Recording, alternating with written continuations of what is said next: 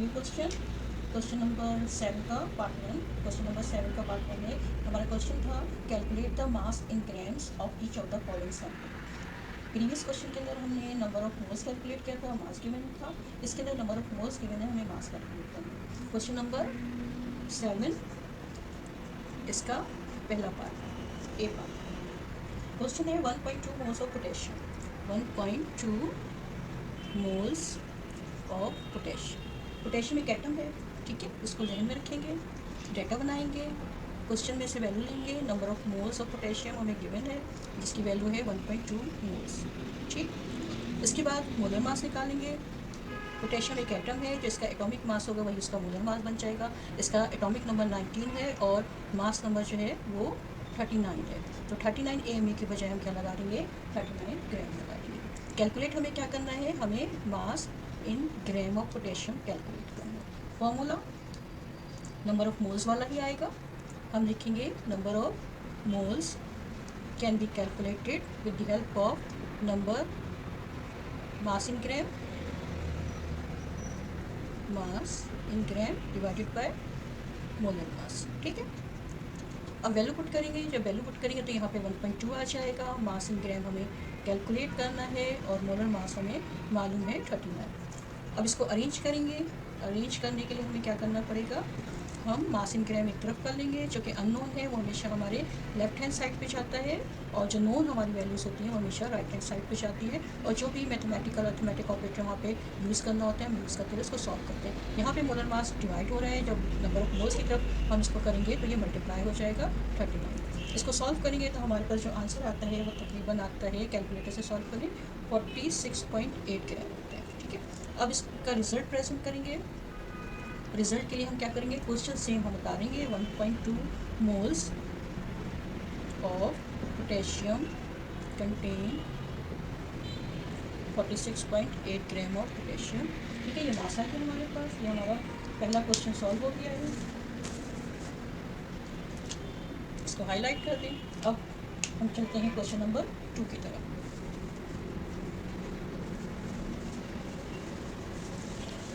इसका जो दूसरा पार्ट है, बी पार्ट,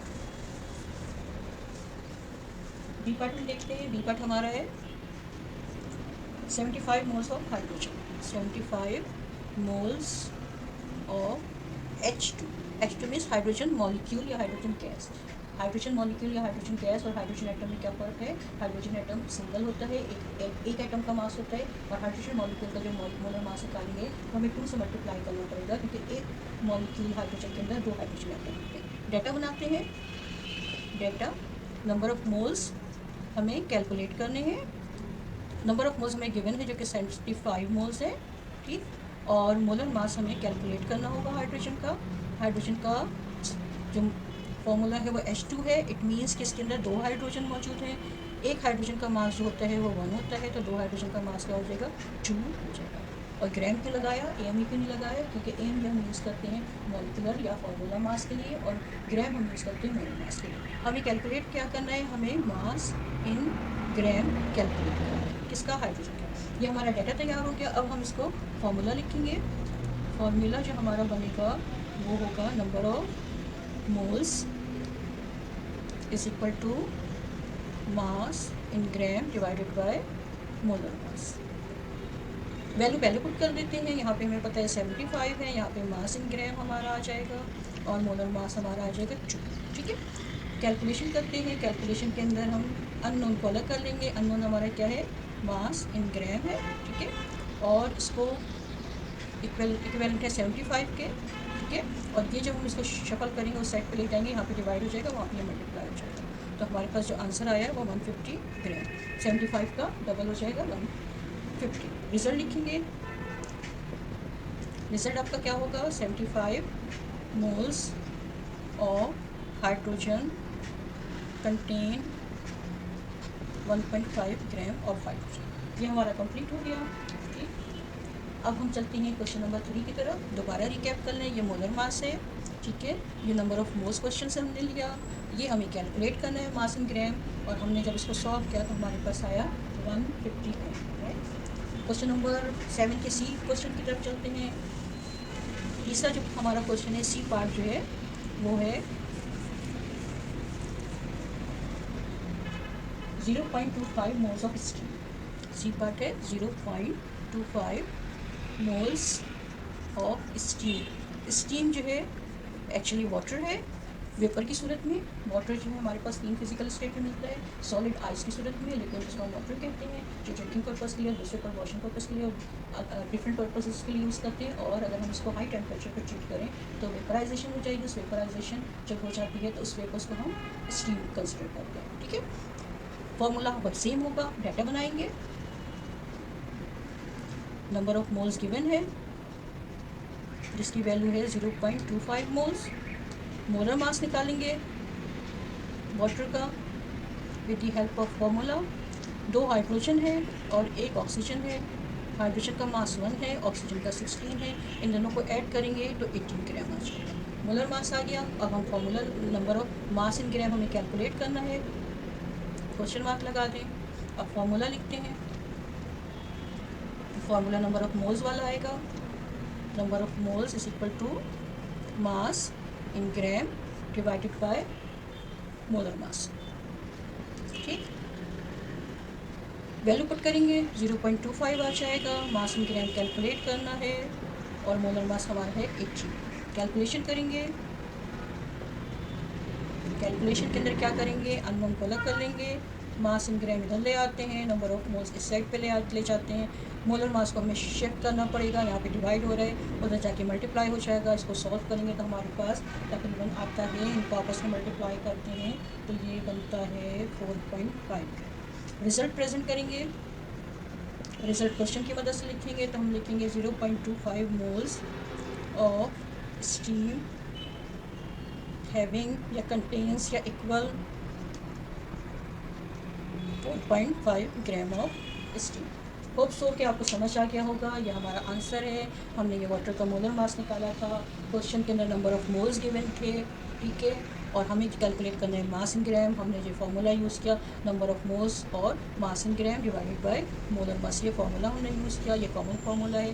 हमने इससे पिछले वाले क्वेश्चन में भी यूज़ किया था, अभी भी ये यूज़ किया है। जब हम इसको इसके अंदर वैल्यू पुट करेंगे तो अननोन को अलग कर लेंगे, नोन को अलग कर लेंगे। अननोन हमारा मास इन ग्राम है, जो नोन है वो हमारा नंबर ऑफ मोल्स और मोलर मास है। ये यहाँ पे शफल होगा तो ये मल्टीप्लाई हो जाएगा, हमारे पास ये आंसर आएगा। तो ये आपका रिजल्ट आ गया 0.25 moles is equal to 4.5 gram of steam. Question है हमारा 1.05 moles of copper sulphate with 5 water molecule. अब डाटा अरेंज करेंगे। डाटा हमें पता है, नंबर ऑफ मोल्स गिवन है और इसकी वैल्यू है 1.05 मोल्स। मोलर मास हमें चाहिए होगा कॉपर सल्फेट का विथ 5 वाटर मॉलिक्यूल। देख लेते हैं कौन कौन से एलिमेंट है यहाँ पर। कॉपर है जिसका एटॉमिक मास होता है 63.5, और सल्फ़र है जिसका एटॉमिक मास होता है 32, ऑक्सीजन है जिसका एटॉमिक मास होता है 16, और हाइड्रोजन है जिसका एटॉमिक मास होता है 1। अब इन गिवन मासेस की मदद से हम सबसे पहले मोलर मास निकालेंगे। पहले हम कॉपर सल्फेट का निकाल लेते हैं। कॉपर सल्फेट के अंदर 3 एलिमेंट है। कॉपर है जिसका एटॉमिक मास 63.5 है, 1 टाइम है, ठीक है। फिर उसके बाद सल्फ़र है, ये भी 1 टाइम है 32, और फिर ऑक्सीजन है जो कि 4 टाइम्स है, तो 4 से मल्टीप्लाई करेंगे। इन सब को आपस में करेंगे तो ये 64 आ जाएगा, ये 32 रहेगा और ये 63.5 रहेगा। इन सब को ऐड कर लें तो हमारे पास आ जाता है 159.5 ग्राम। ये हो गया कॉपर का। अब हम निकालेंगे वाटर का, और कितने वाटर है, 5 वाटर मॉलिक्यूल। वाटर के अंदर 2 एलिमेंट है, 2 हाइड्रोजन है और 1 ऑक्सीजन है। हाइड्रोजन का मास होता है 1 से मल्टीप्लाई होगा, ऑक्सीजन को होता है 16 से मल्टीप्लाई होगा, तो ये हो जाएगा 18। और ये कितने टाइम्स है, ये 5 टाइम्स है, तो 5 से हम इसको मल्टीप्लाई करेंगे तो हमारे पास आ जाएगा 18 5 = 90 ग्राम। इन दोनों को ऐड कर लेंगे। जब इन दोनों को ऐड करेंगे, क्योंकि ये एक ही सब्सटेंस है, इसके 2 कंपोनेंट है, कॉपर सल्फेट और वाटर मॉलिक्यूल। जब इसको ऐडअप करेंगे तो हमारे पास आएगा 249.5 ग्राम। ये हमारा आ गया मोलर मास। और हमें मालूम क्या करना है, हमें मास इन ग्राम मालूम करना है, ठीक। ये हमारा डाटा बन गया है। अब हम क्या करेंगे, फॉर्मूला लिखेंगे। फॉर्मूला हमारा वही है, मास नंबर ऑफ मोल्स, ठीक है, number of moles can be calculated with the help of mass in gram divided by molar mass. अब कैलकुलेशन करेंगे। कैलकुलेशन के अंदर वैल्यू पुट करेंगे। नंबर ऑफ मोल्स क्वेश्चन के अंदर गिवन है जो कि 1.05 है। मास इन ग्राम हमें कैलकुलेट करना है और मोलर मास हमने कैलकुलेट किया था जो 249.5 है। इसको शफल करेंगे, अननोन को अलग ले आएंगे, नोन को अलग ले आएंगे, तो मास इन ग्राम हमारे पास आ जाएगा 1.05। इसको शिफ्ट करेंगे, यहाँ पे डिवाइड हो रहा है, उधर जाके ये मल्टीप्लाई हो जाएगा और इसको कैलकुलेटर की मदद से सॉल्व करेंगे। इसको सॉल्व करेंगे तो इसका आंसर तकरीबन आता है 261.96 ग्राम। ये हमारा हो गया। अब हम रिज़ल्ट लिखेंगे। रिज़ल्ट मैंने आपको बताया था, हम क्वेश्चन की मदद से लिखते हैं। तो 1.05 moles of copper sulphate contains 261.96 gram of copper sulphate. ये हमारा कंप्लीट हो गया क्वेश्चन।